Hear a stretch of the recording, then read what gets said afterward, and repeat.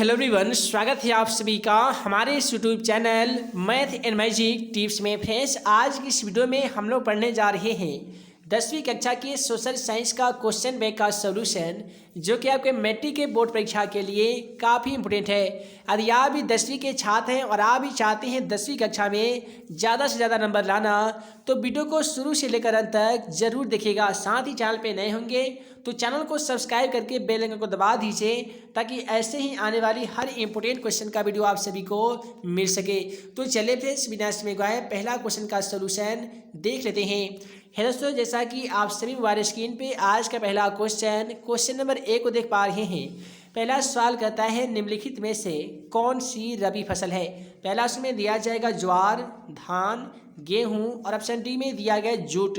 तो जैसा कि आप सभी को मालूम होगा कि हमारा वीडियो सीरीज का पहला क्वेश्चन के जवाब आप सभी को वीडियो के नीचे जाकर कमेंट बॉक्स में इसका सही जवाब लिखना होता है। तो क्वेश्चन नंबर 1 का क्या सही जवाब होगा, आप जल्दी से वीडियो के नीचे चले जाइए और कमेंट बॉक्स में जाकर आप क्वेश्चन नंबर 1 का सही जवाब लिख के चले आइए।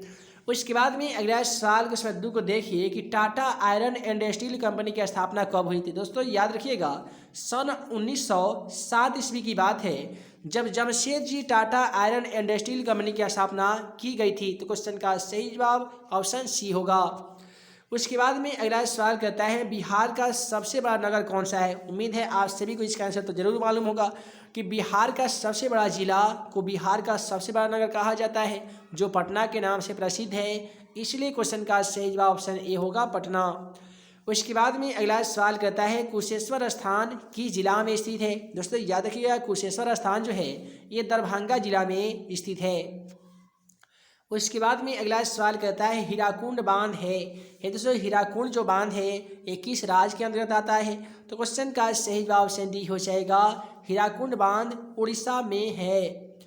उसके बाद में अगला सवाल कहता है, सुंदरवन है दोस्तों, सुंदरवन जो है वो कहाँ पे है। तो याद किए होंगे तो आप सभी को मालूम होगा कि सुंदरवन टाइगर रिजर्व अर्थात एक जैविक उद्यान है जिसका नाम है सुंदरवन टाइगर रिजर्व।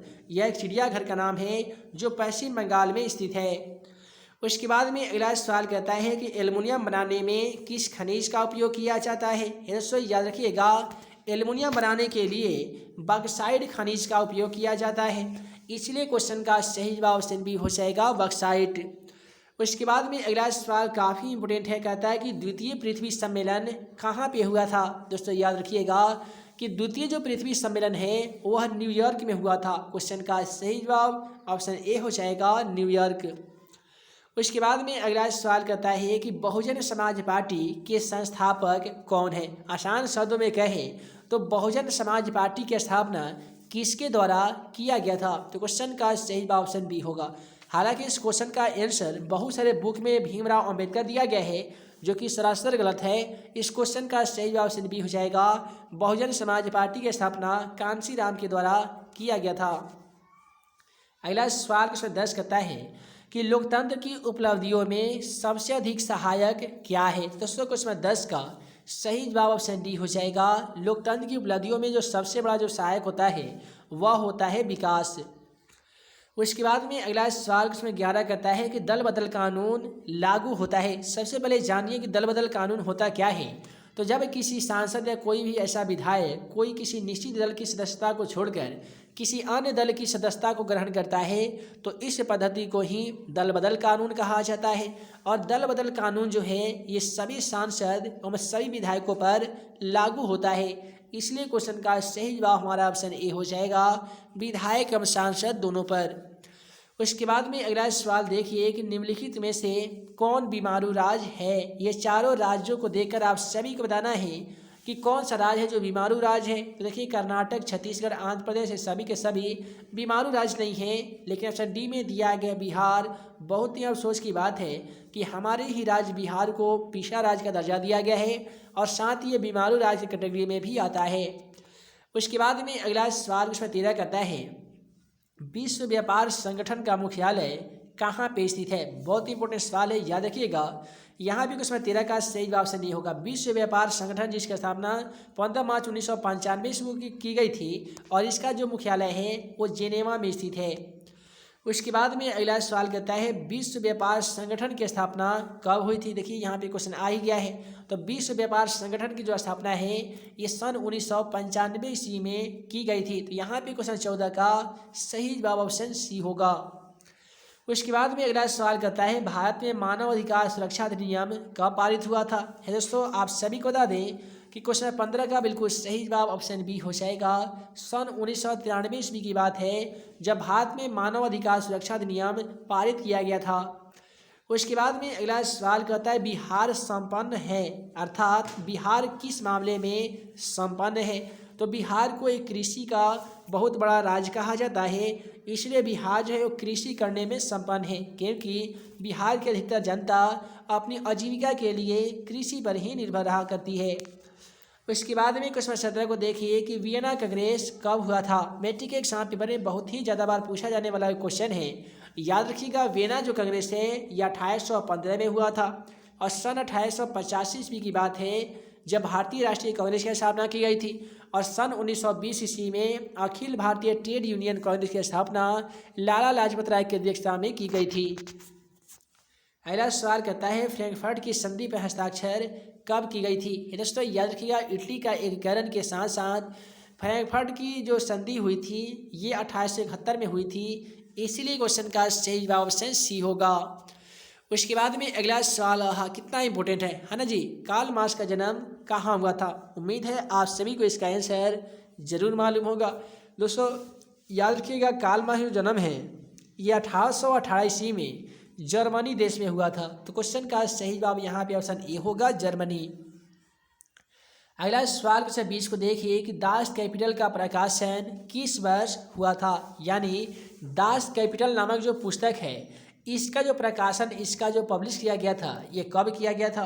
तो क्वेश्चन 20 का सही जवाब ऑप्शन सी हो जाएगा। सन 1867 ईस्वी की बात है जब कार्ल मार्क्स के द्वारा समाजवादियों का बाइबल जिसका नाम है दास कैपिटल इसी का प्रकाशन किया गया था।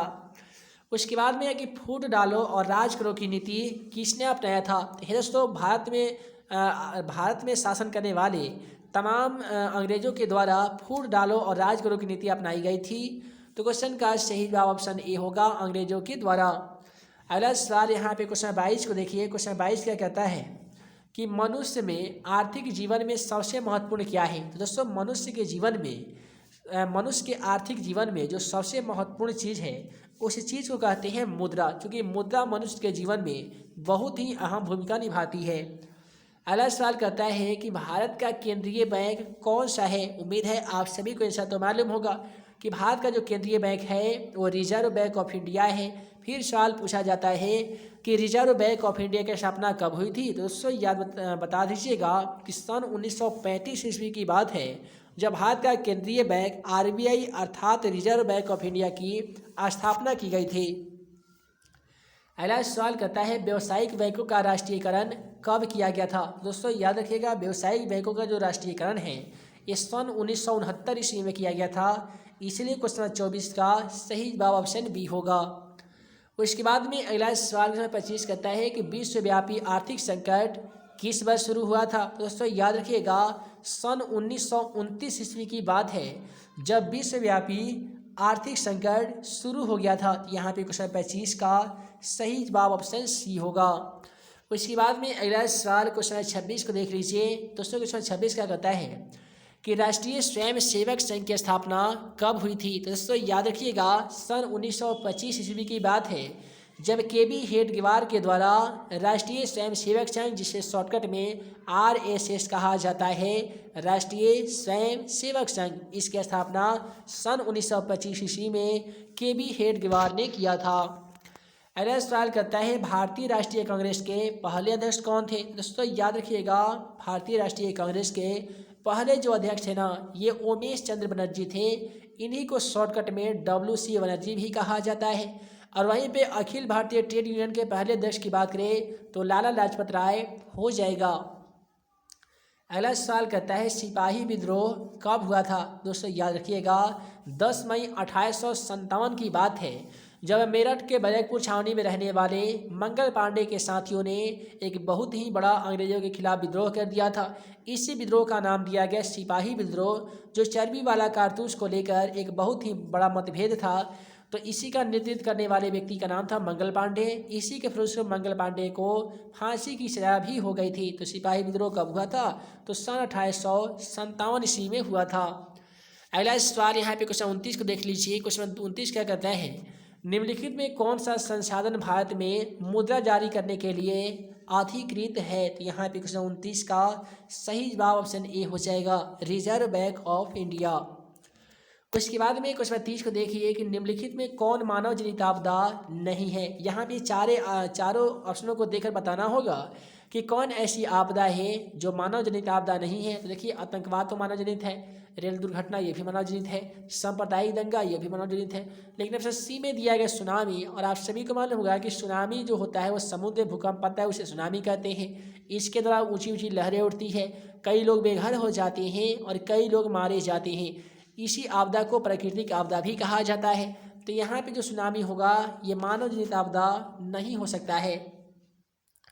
इसके बाद में क्वेश्चन 31 को देखिए कि बाढ़ के समय लोगों को जाना चाहिए। तो दोस्तों, बाढ़ के समय लोगों को देखिए ऑप्शन कहता है कि गांव से बाहर। तो गांव से बाहर जाइएगा तो वहाँ पे भी आपको पानी मिलेगा, जिससे आपको क्षति पहुँच सकती है। खेत में जाइएगा तो वहाँ पे भी आपको पानी मिल सकता है। कहीं नहीं जाइएगा तो भी मारे जाइएगा। इसीलिए क्वेश्चन का सही जवाब होगा ऑप्शन सी, क्योंकि बाढ़ के समय लोगों को उच्च भूमि वाले स्थान पर चले जाना चाहिए। उसके बाद में सवाल करता है, निम्नलिखित नदियों में किसे बिहार का शो कहा जाता है? दोस्तों याद रखिएगा, बिहार में पुनपुन एक ऐसा नदी है जिसपे अभी तक कोई भी परियोजना नहीं हुआ है। साथ ही कोसी नदी को बिहार का शो कहा जाता है और दामोदर नदी को बंगाल का शो कहा जाता है। उसके बाद में यहाँ पे क्वेश्चन 33 को देख लीजिए कि बिहार में पंचायती राज व्यवस्था का कार्यकाल है। तो यानी बिहार में जो पंचायती राज व्यवस्था जो लागू की गई है, इसका जो कार्यकाल होता है ये कितने वर्षों का होता है? दोस्तों ये होते हैं 5 वर्ष। बिहार में पंचायत राज का मतलब क्या हुआ? तो जिला परिषद, मुखिया, सरपंच, समिति, वार्ड सदस्य के साथ साथ सरपंच और पंच का जो कार्यकाल होता है वो 5 वर्ष के लिए ही होता है। अगला सवाल यहाँ पे कहता है कि जनता दल यूनाइटेड, जिसे शॉर्टकट में जेडीयू के नाम से आप सभी तो जानते ही होंगे, नीतीश कुमार की पार्टी जनता दल यूनाइटेड। तो जनता दल यूनाइटेड पार्टी के जो गठन है वो कब किया गया था? तो यहाँ पे क्वेश्चन 34 का सही जवाब ऑप्शन सी हो जाएगा, सन 1999 ईस्वी की बात है, जब जेडीयू अर्थात जनता दल यूनाइटेड पार्टी का गठन किया गया था। और यहाँ पे 1977 ईस्वी में भारतीय जनता पार्टी यानी बीजेपी की स्थापना भी की गई थी। अगला सवाल करता है, किसके नेतृत्व में 1977 ईस्वी में, देखिए यहाँ पे क्वेश्चन आ ही गया है, किसके नेतृत्व में सन 1977 ईस्वी में जनता पार्टी की सरकार का गठन हुआ था? तो यहाँ पे क्वेश्चन 35 का सही जवाब ऑप्शन ए हो जाएगा। उस समय भारत के प्रधानमंत्री मोरारजी देसाई हुआ करते थे। तो मोरारजी देसाई के माध्यम से ही 1977 ईस्वी में जनता पार्टी की सरकार का गठन किया गया था। अगला सवाल क्वेश्चन 36 कहता है कि 17वीं लोकसभा का चुनाव किस वर्ष हुआ था? तो यहाँ पे क्वेश्चन 36 का जो बिल्कुल सही जवाब होगा ना जी, तो वह होगा ऑप्शन डी। देखिए 16वीं लोकसभा का जो चुनाव है वो 2014 में हुआ था, लेकिन 17वीं लोकसभा का जो चुनाव है वो 2019 में हुआ था। और 19 से 5 साल जाइएगा तो यहाँ पे मिलेगा 2024, और 2024 में होगा 18वीं लोकसभा का चुनाव। तो याद रहे, 17वीं लोकसभा पूछा जाएगा तो 2019 हो जाएगा, 16वीं लोकसभा पूछा जाएगा तो 2014 हो जाएगा। 2000 देख लीजिएगा। उसके बाद में अगला सवाल देखिए कि तारापुर परमाणु ऊर्जा केंद्र है। तो दोस्तों तारापुर परमाणु जो विद्युत ऊर्जा केंद्र है, जो भारत का सबसे बड़ा विद्युत परमाणु ऊर्जा केंद्र माना जाता है, यह है महाराष्ट्र में स्थित। क्वेश्चन का सही जवाब ऑप्शन डी होगा। अगला सवाल देखिए कि किस राज्य में वनों का सबसे अधिक विस्तार है? तो यहाँ भी भारत का कौन ऐसा राज्य है जहाँ पे वन का सबसे ज़्यादा मात्रा में फैलाव है? उस राज्य का नाम है एमपी, यानी मध्य प्रदेश में ही भारत के सबसे अधिक मात्रा में वन जो पाया जाता है वो एमपी अर्थात मध्य प्रदेश में पाया जाता है। अगला सवाल करता है रेल वर्कशॉप है अर्थात रेलवे वर्कशॉप जो है वो कहाँ पे स्थित है? तो जमालपुर में, जो एमपी अर्थात जबलपुर मध्य प्रदेश, ये सब वहीं पे ना पड़ता है जी। तो रेलवे वर्कशॉप जमालपुर में स्थित है। अगला सवाल 40 को देख लीजिए दोस्तों। इसमें 40 क्या कहता है कि मेट्रो रेल सेवा उपलब्ध है। तो मेट्रो रेल सेवा जो है ये कहाँ कहाँ पे उपलब्ध है? यदि आप सफ़र किए होंगे तो मालूम होगा कि दिल्ली में मेट्रो रेल सेवा जो है उपलब्ध है, या दिल्ली के साथ साथ जब हम यूपी अर्थात उत्तर प्रदेश के लखनऊ स्टेशन में हम पहुँचे थे तो वहाँ पे भी हमें देखने को मिला था कि मेट्रो रेल सेवा वहाँ पे भी उपलब्ध है। तो ये चार ऐसा क्वेश्चन आप अगर आपके एग्जाम में पूछे जाएंगे तो ज़रा आंसर को ऑप्शन के हिसाब से देकर ही आंसर दीजिएगा। हो सके तो कुछ ऐसा ऑप्शन दे जहाँ पे हालांकि अगर लखनऊ भी दे देता तो लखनऊ में भी मेट्रो सेवा उपलब्ध है। तो क्वेश्चन का सही जवाब फिलहाल यहाँ पे दिल्ली हो जाएगा।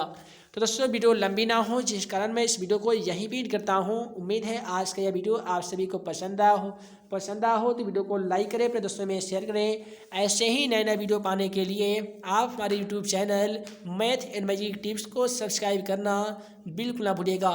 तो है दोस्तों, हम जल्द मिलेंगे अगले वीडियो में नए वीवीआई क्वेश्चन के साथ। तब तक के लिए आप सभी को वीडियो देखने के लिए बहुत बहुत धन्यवाद।